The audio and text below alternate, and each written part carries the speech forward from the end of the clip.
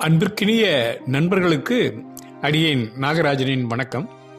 நண்பர்களே, அபிராமி அந்தாதியை முதல் பாடலில் இருந்து இனிவரும் நாட்களில் ஒவ்வொரு பாடலாக அதன் பாடலை படித்து விளக்கத்தை கூற வந்திருக்கிறேன்.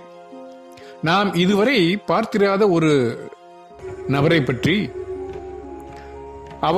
அவரை சந்திக்கப் போகிறோம் என்று அவருக்கு தெரிந்தவரிடம் சொன்னால் அவர் எப்படி இருப்பார் என்று அவர் வர்ணிப்பார். அவருடைய முகப்பொழிவு, தேகம், நிறம், வடிவம் பற்றி அவர் விவரிப்பார்.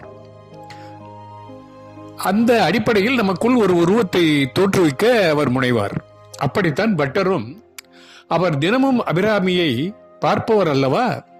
அவர் அன்னையை எப்படி பார்க்கிறார் என்பதை, அன்னையை பற்றி நினைத்தவுடன் நம்முடைய மனதில் என்னென்னலாம் தோன்ற வேண்டும் என்பதை பற்றி இந்த பாடலில் கூறி வழிகாட்டுகிறார்.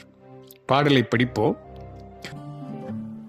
உதிக்கின்ற செங்கதிர் உச்சித்திலகம் உணர்வுடையோ, மதிக்கின்ற மாணிக்கம் மாதுளம்போது மலர்க்கமலை, துதிக்கின்ற மின்கொடி மென்கடி குங்கும தோயம் என்ன, உதிக்கின்ற மாமி அபிராமி எந்தன் விழுத்துணையே.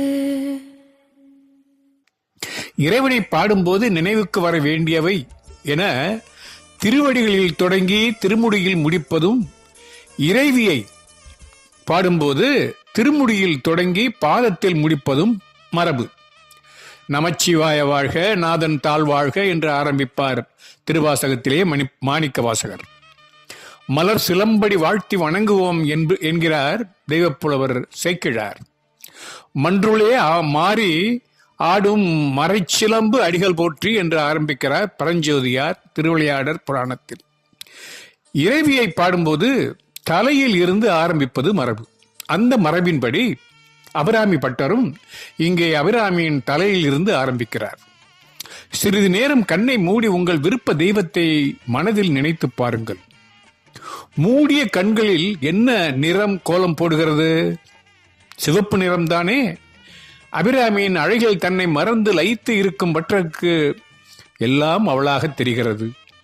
எல்லாமே சிவப்பாகத்தான் தோன்றுகிறது. உதிக்கின்ற செங்கதிர், அதிகாலை சூரியன் வெளிச்சம் தரும், சுடாது, எரிக்காது. அவள் கருணையும் அப்படித்தான். வாழ்க்கைக்கு ஒளிகாட்டி வழிகாட்டும், அஞ்ஞான இருள் விரட்டி மெய்ஞான ஒளி ஏற்றும். சூரியனை நம் கண்ணால் நேரடியாக காண முடியாது, ஆனால் காலை நேர சூரியனை நாம் வெறும் கண்ணால் பார்க்க முடியும். அபிராமி அறிவுக்கும் நினைவுக்கும் அப்பாற்பட்டு இருந்தாலும் அவளை தியானித்தால் காண முடியும் என்பது இதன் உட்பொருள். உச்சி திலகம் என்ற சொற்களிலே உச்சியில் இடுகின்ற குங்கும திலகம், அவள் நெற்றியில் இடுகின்ற திலகம் உதிக்கின்ற செங்கதிரை போலவே சிவப்பாக இருந்தது. உணர்வுடையோர் மதிக்கின்ற மாணிக்கம், மாணிக்கக்கல் சிவப்பு உயர்ந்தது. எவ்வளவுதான் உயர்ந்ததாக இருந்தாலும் அதன் மதிப்பு எல்லோருக்கும் தெரியாது. உணர்வுடையோர் மதித்தால்தான் மதிக்கின்ற மாணிக்கம் என்பது பொருள் கொள்ள முடியும். அறிவுடையோர் மதிக்கின்ற மாணிக்கம் என்று சொல்லவில்லை. அவள் அறிவுக்கு அப்பாற்பட்டவள். எனவேதான் உணர்வு உடையோர் மட்டுமே மதிக்கக்கூடிய மாணிக்கம் என்கிறார் அவர். அவர்கள் மட்டுமே அவளுடைய மதிப்பை அறிவார்கள். மாதுளம் போது, மாதுளம் மலர், மலர் கமலை, மாதுள மலர் போன்ற தாமரை, சிவந்த தாமரை, வெண்தாமரை அல்ல. துதிக்கின்ற மின்கொடி, மின்னல் கொடி போன்ற உருவம் உடையவள். மென்கடி குங்கும தோயம், மென்மையான குங்குமத்தில் தோய்த்து எடுக்கப்பட்டதை போன்ற சிவந்த வடிவம் உள்ளவள். விதிக்கின்ற மேனி அபிராமி, அப்படி எல்லாம் நூல்களில் மறைகளில் சொல்லப்பட்ட மேனி அழகை உடையவள். எந்தன் விழுத்துணையே, அவள்தான் எனக்கு விழுத்துணை என்கிறார் பட்டர். வாழ்க்கை என்பது பள்ளம், மேடுகள், இருள், துயரம் என நாம் கணிக்க முடியாத பாதையாக இருப்பதால் அதை கடக்க ஒரு நல்ல துணையாக அபிராமி அன்னை வருவாள் என்பதைத்தான் கூறுகிறார். எந்தன் விழுத்துணையே என்று பட்டர் கூறுகிறார். திருவிழாவிலோ கடற்கையிலோ கூட்டத்திலோ முன்பின் அறியாத ஒரு இடத்திலோ நம் கையை பிடித்து அழைத்துச் செல்லும் தாயை ஒத்த அபிராமியின் துணை வேண்டும் என்கிறார். துணையோடு அல்லது நெடுவழி போகேல் என்பது அவ்வை வாக்கு. நமக்கு நம் வாழ்க்கை பாதையில் எப்போதும் துணை இருப்பவள் அபிராமியே.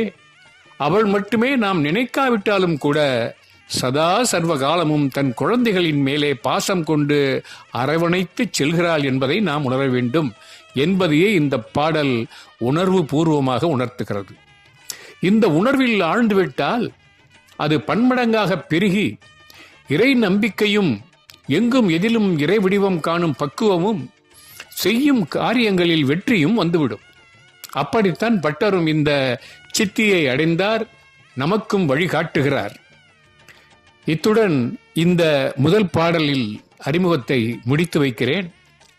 அடுத்த பாடலை அடுத்த நாளில் உங்களிடம் பகிர்கிறேன் என்று கூறி விடைபெறுகிறேன். நட்புடன் நாகராஜன். வணக்கம்.